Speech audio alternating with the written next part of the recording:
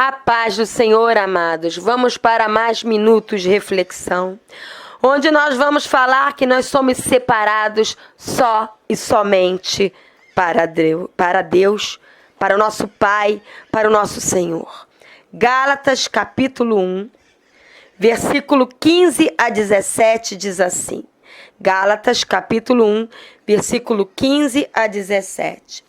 Quando, porém, ao que me separou antes de eu nascer e me chamou pela sua graça, aprouve revelar seu Filho em mim, para que eu pregasse entre os gentios, sem detença, não consultei carne e sangue, nem subi a Jerusalém para os que já eram apóstolos antes de mim, mas parti para as regiões da Arábia e voltei outra vez para Damasco.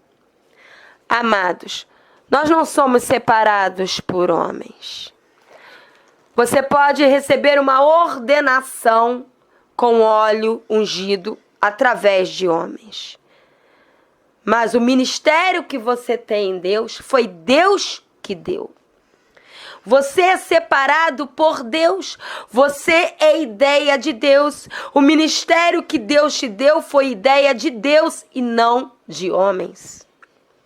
Logo, se você foi separado para ser pastor ou pastora, para ser evangelista, para ser mestre, para ser profeta, para ser presbítero, diácono, para ser obreiro, para servir com socorro, para ministério com crianças, para o ministério de louvor e adoração, para o ministério de estar cuidando e zelando pelo espaço físico onde a igreja se reúne, pelo ministério de estar visitando irmãos, orando por enfermos. Não importa o ministério que Deus te deu, porque não existe ministério maior ou melhor. Todos têm honra. Se todos fossem mão, o que seria do pé? Se todos fossem pescoço, o que seria do tórax? Todo o corpo tem importância igual diante de Deus. Então não importa qual o ministério que você exerça para edificar e abençoar o corpo de Cristo, para edificar e abençoar vidas, todos têm importância diante de Deus e todos foram chamados e separados por Deus e não por homens. Deus nos separa desde o ventre materno, que fala, o apóstolo Paulo fala que ele foi separado antes mesmo de nascer. Isso não é privilégio do apóstolo Paulo. Todos nós, filhos e filhas de Deus, fomos separados para servir a Deus no ministério específico antes mesmo de nós nascermos. Deus nos separa para fazer a vontade dele, a despeito do consentimento de homens ou de uma religião ou de uma denominação.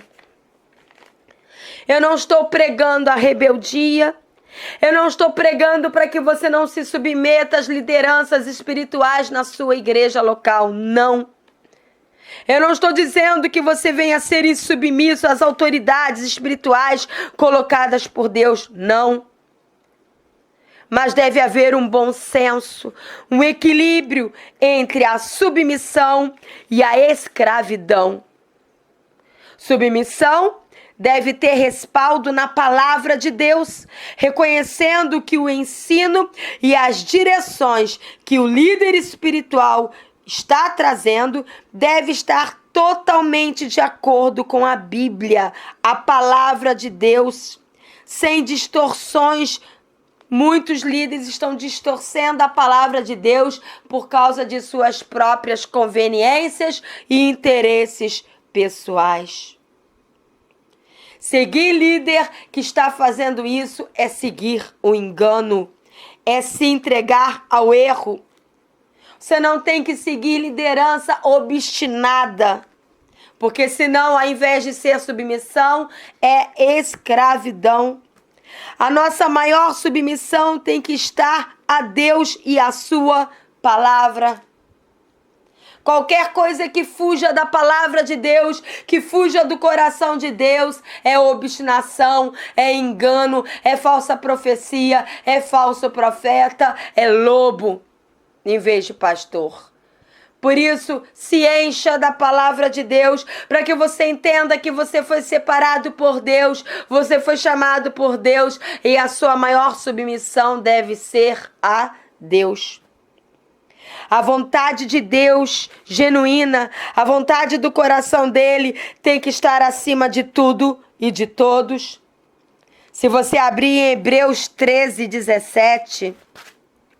Hebreus capítulo 13, versículo 17, diz assim: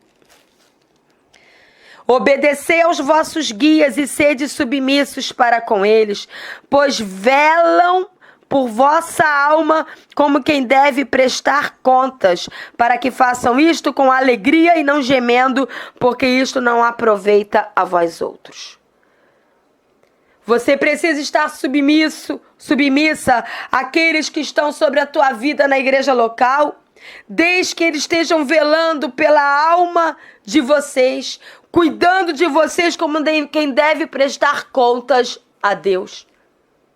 Aquele que só quer ficar no púlpito pregando, com tapete vermelho, ser bajulado, não é um verdadeiro líder. Verdadeiro líder é aquele que se veste com uma toalha e lava os pés das ovelhas.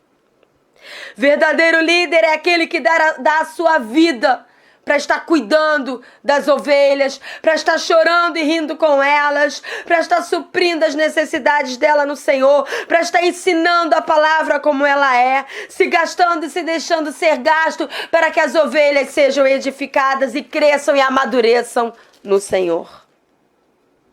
Em Gálatas 5:1,